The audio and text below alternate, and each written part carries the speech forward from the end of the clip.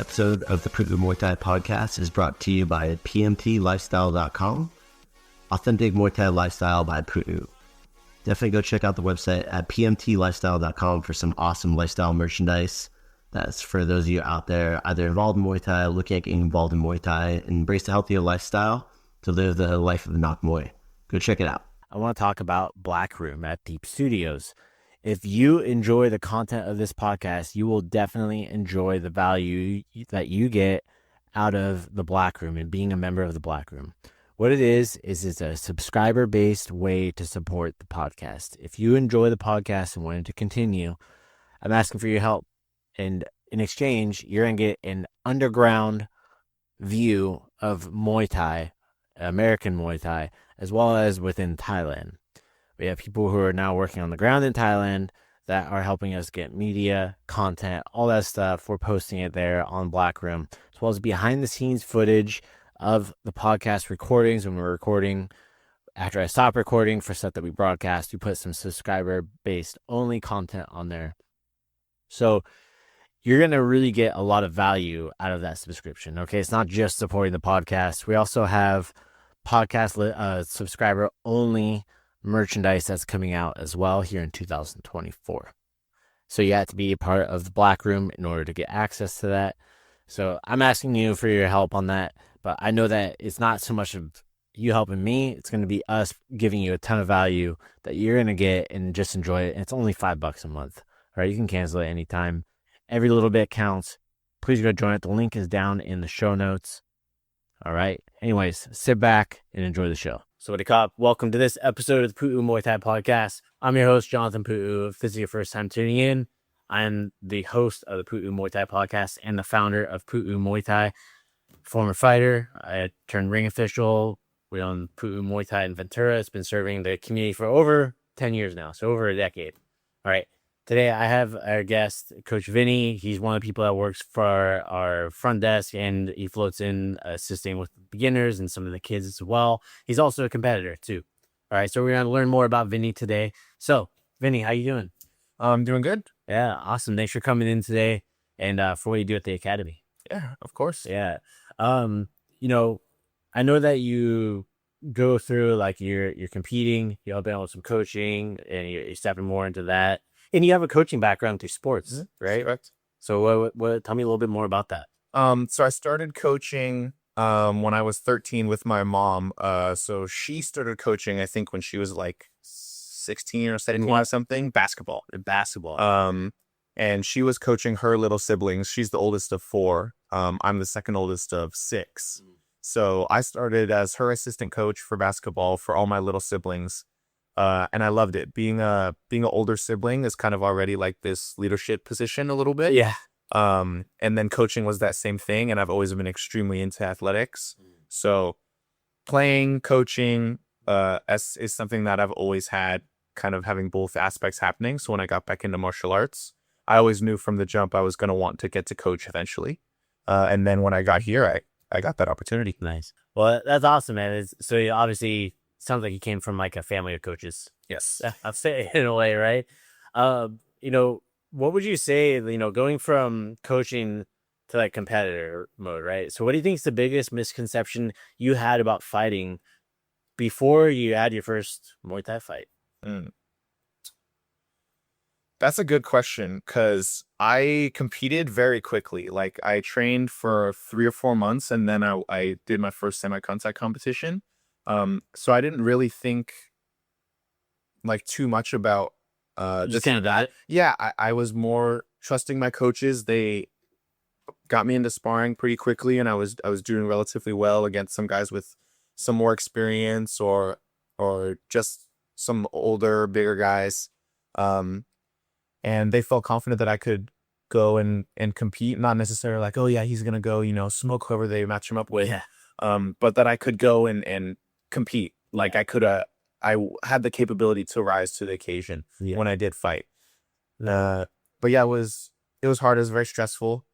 Of course. Yeah, this par for the course for sure. Yeah. What drew you to Muay Thai? 'Cause I know you're doing jiu-jitsu too, right? Correct. Yeah. So after I stopped playing sports in high school, I didn't really have anything competitive to do, and I love competition.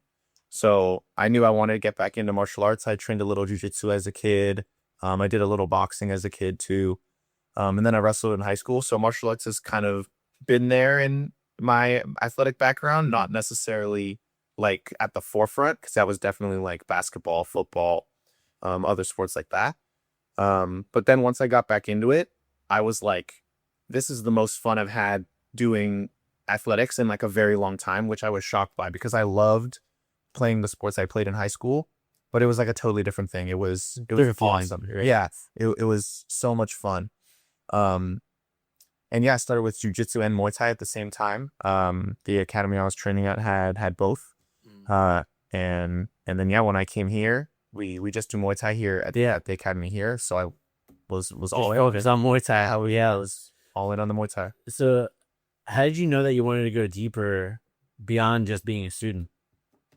I knew when I decided to start pursuing martial arts again that I wanted to compete. Just because for me, I was never going to do something and not want to do it competitively. Well, if I had decided to rock climb instead, I would have tried to do it competitively. Yeah, what about like that? What was that tipping thing that made you like go wanting to start doing more coaching stuff? Because that was something that you expressed to me before too. Yeah. Like we said before, I have a coaching background. So it became natural, right? Exactly, yeah. And especially for coaching kids was more of my background, like less so coaching adults. That was something that was completely new to me. Yeah. So I remember us talking about that. I'm like, you're like the opposite of like what most people had. Yeah. In Muay Thai, at least. Yeah, usually you have to learn. It's more difficult to learn how to coach kids. For some people, I don't, it's just different. Yeah, totally different. It's not anything harder. It's just the different sets of challenges, different sets of skills. What do you, speaking of, what do you remember about coaching your first class here at the academy? I remember being very nervous to coach because I still felt a little bit like, Impossible. Like, yeah, exactly. Impossible syndrome. Yeah, exactly. Like, am I good enough to be telling them like, you should do this, you should do that? Or like, have I done enough in my martial arts, career? To justify being this like person that they're saying like, okay, I'm going to learn Muay Thai from this guy, because I have a lot of respect for sport and what we're doing. So like, I don't want to just be like, oh yeah, do this, do that. Because I told you so. Yeah. Right. So I just did my best to model it after, classes that I'd taken from Crew Ed. His bag class, I tried to do my best to keep it in that vein of how he did it. And then once I got comfortable, leading in that way and like knowing that I'm conducting myself properly for Muay Thai specifically coaching, then I started to put my own flavor on it. Well, yeah, but it also is like, it's all, you need a mentor through any of this stuff. And like, we constantly do stuff for like instructor development. We bring in different instructors for seminars, different styles of classes, workshops and stuff like that too. And then like you're competing on top of it as well. With that, how do you handle the balance between training for your fights while also coaching like beginners and kids? For me, I have a very easy time going in between. Yeah, it doesn't seem like it's a big issue for you. Yeah, because when I'm training, like it's good. And then the second once I'm done training, I switch right back into. That's one thing about what shirts you guys are wearing. Like, hey, don't wear your leadership and instructor shirt when you're training because you don't want people to think, hey, you're in that mode. Yeah. When you're focusing on your training. Yeah, yeah. Right. It's like, hey, you're in student mode right now. Yeah. Vinnie's training for his goal right now. Yeah, it's time to let him take that hat off, put this other one on. That's why it's a big deal. That's part of the reason why we made those. So that way people know is like, hey, if he's doing bag and he's not wearing his coach or leadership shirt, don't bother. Right. Yeah. Let him focus on training. That's his time for it. Well, that's good to hear, man. So do you ever struggle switching from that coach to like fighter mode at all? No, not really. No. Honestly, I don't think so. Just because if I'm training, like if I'm focusing on my own stuff, I'm just locked in and focused on that. And then the second it's not training, I'm right back into you can just mentor mode. Yeah. Very easy. I think part of that comes with the growing up with coaching experience. Exactly. Yeah. And then being an older sibling as well. Like when I'm doing my thing or if I'm trying to do something and like I don't want to be bothered with it, I'll stay focused on it. But if I'm not doing that, then I'm totally going to be in that. How many siblings do you have? I have 5 siblings. 5 siblings. And you're oldest? I'm the second oldest. Second oldest. So, but you're still leadership position with your family. Yeah, correct. That's awesome, man. What's something coaching taught you in Muay Thai that made you a better fighter? A lot of things, honestly, like small things, but when you're coaching, people look to you to know, like they're going to come to me and ask questions, and I need to have answers to those questions. So it gives a little additional like pressure to make sure that I know each tip and bit that they're kind of asking about. Like if I'm having trouble with this or trouble with that, like what do you think I should do? So it kind of gave me that little extra push to stay really diligent to make sure that, like, of course, all my fundamentals are there, and all of the things that I'm telling them are going to be correct. But kind of making sure to get that organized helped me as well with all my fundamentals. Like I noticed a significant change in some of my technique and my well, because you're observing more now, right? You're like sitting there watching people do it, seeing what they can be doing better, right? See, and then you see yourself in some of those movements, and you remind yourself of that. Like, okay, when I'm doing this next time, yeah, I need to make sure that because like that's what Ed's saying I'm doing, right? So you kind of get the outside perspective. Yeah, I can use the coach brain on myself as well. Whereas when I was just a student, it was only student brain. Yeah, which is fine. Like you can learn a lot like that. Yeah.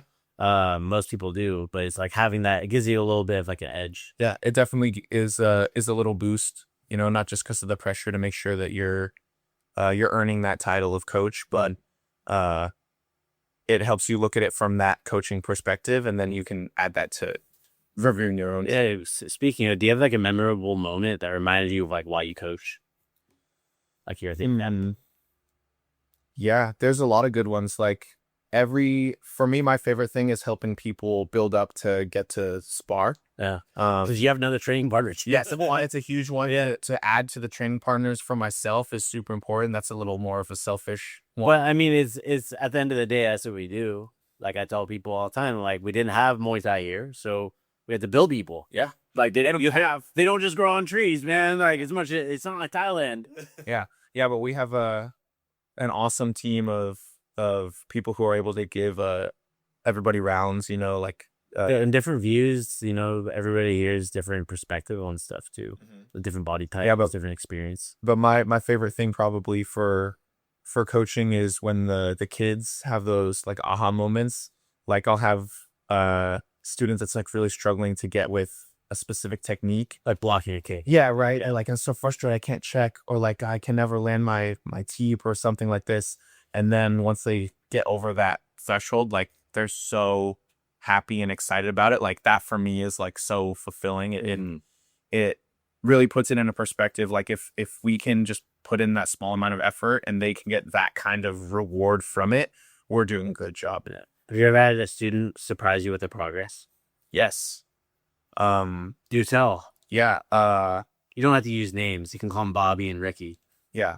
I have one of my students, one of my private lesson students who I've been working with right from the beginning of when they started training, up until now, have been like a rocket ship from the start to now, like just growth the whole time, because they're so focused. They're really into training. Like they're very, very coachable. And it makes me super proud to see that they can really they're just taking it and totally running with it. Good, because it's also investing in their training too. Like I always tell people, like, how many times have you seen this? They start training a week later, they have 8 pairs of gloves, they have like 20 pairs of shorts, 2 pairs of shin guards, a giant bag looks like a camping tent. Yeah. Right. And it's like, yo, dude, you've taken 2 classes. Like, I get that you're interested, but maybe invest in private lessons first. Yeah. Just a thought. Invest in yourself rather than investing in the brands, right? Right. So that's something I always like to plug in when I can, because it's important when that's obviously that person's investment in themselves is showing. Yeah, absolutely. Right. Yeah, the parents too, super important for the kids. Yeah. That they're supporting them in that way as well. Like they're not just like pushing them to like, go do this. Like if you want to do this, we can do it more. Are you into it? And like if they're like, yeah, let's go, then they're like, okay, go. Yeah. And they get them the private lessons, and they're, obviously that's bringing them to class an extra day. They're scheduling on like Sundays or Fridays. for more lessons stuff. But Yeah. yeah, What do you think that like coaching the kids grounds you a little bit more when it comes into competition? absolutely. Yeah. Yeah. Cause they hold you like so highly. I think the kids do. Like they think we're like awesome. Which of course, same thing, older sibling style. Like it makes me feel proud to know that they're expecting me to like do this and compete and not necessarily like win. Because a lot of the kids who have competed have won, they've lost, but they know that it's about the experience that they get, you know? So it's not like they're saying like, oh, we want to make sure you win. And like if I come back and I lose, they're not going to be like, oh, you suck, you know? Loser. Yeah, right. Yeah. But yeah, it definitely makes me feel like grounded is the perfect word for it, to know that like the team is here no matter what, with the kids and the adults and everything, like to support you no matter what happens in the competition. Speaking of competition, what's like a piece of advice you give to a student that's thinking about competing for the first time?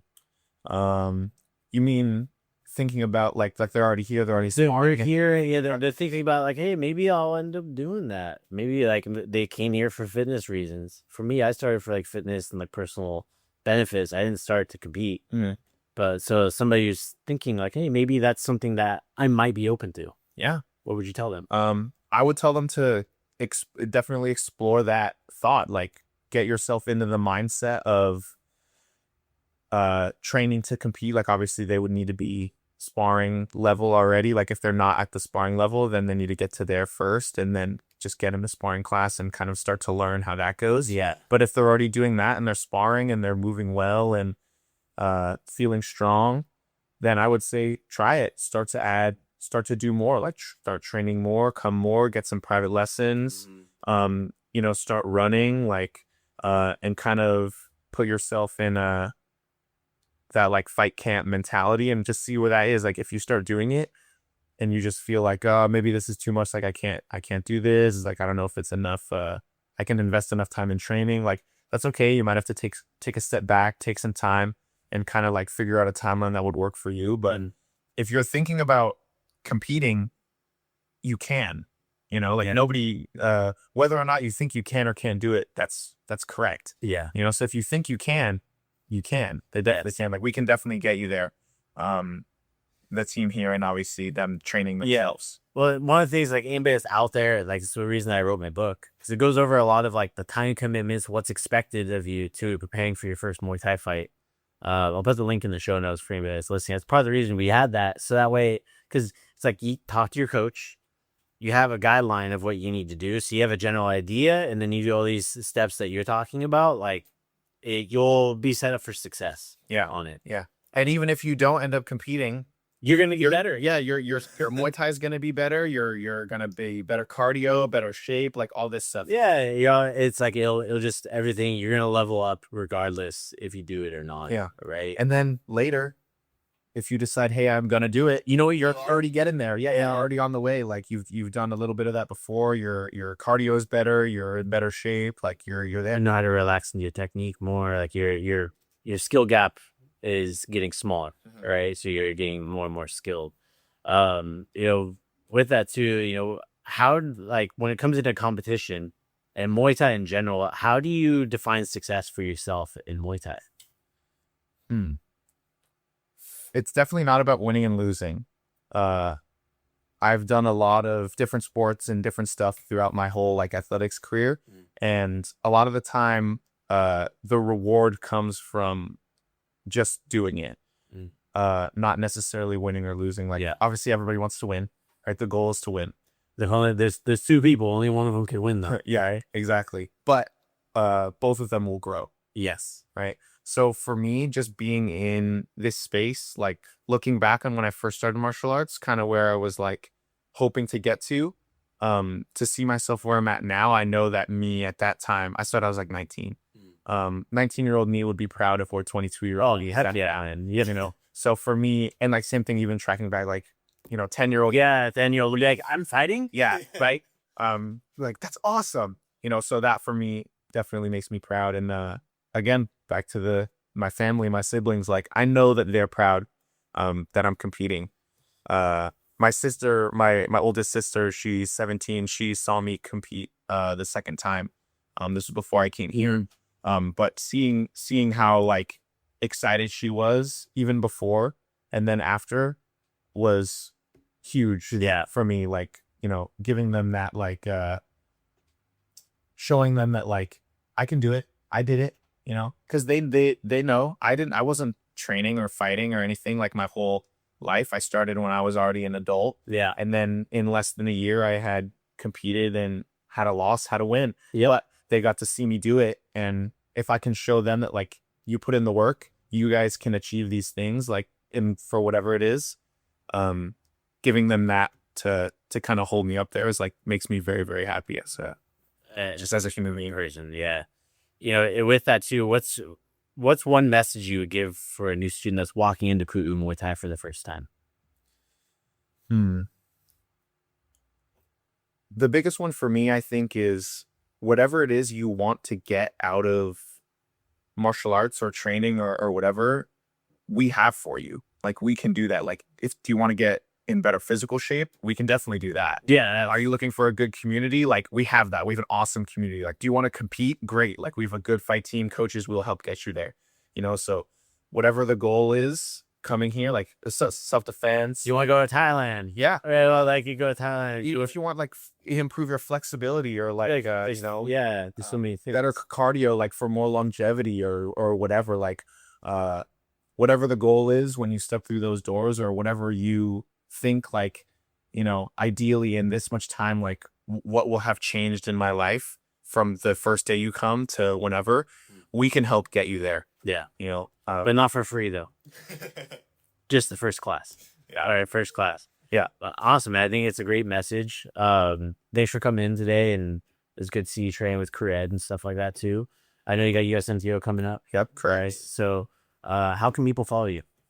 I've got Instagram. It's going to be vinniechew.pmt. All right. So it'll be down in the show notes. We'll have it down here in the show notes. If you're listening to this on the podcast, it'll also be in the show notes. But if you're watching on YouTube, it'll be down there as well. Yeah. Yeah. But there's going to be more stuff on there. Fight stuff and There's no day-to-day training. Yeah. Try to get some day-to-day stuff in there. Some fun stuff around the academy too. We'll try to get. You guys are funny, man. Well, thanks for coming in. And as everybody out there that's listening and watching, we'll see you next time.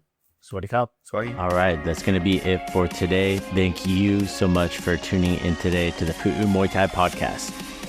If you enjoy the content, go leave a review over on Apple Podcasts and on Spotify. Give us a rating. It means the world to us. Also, if you want to be a guest on the Pu'u Muay Thai Podcast, or if you just want to shout out to your friend, go check us out at podcast.puumuaythai.com. You can submit to be able to be a guest on the podcast. You can submit what you want to talk about. Also, if you want to just give a shout out, there's a button for that too. Sawadi Kap.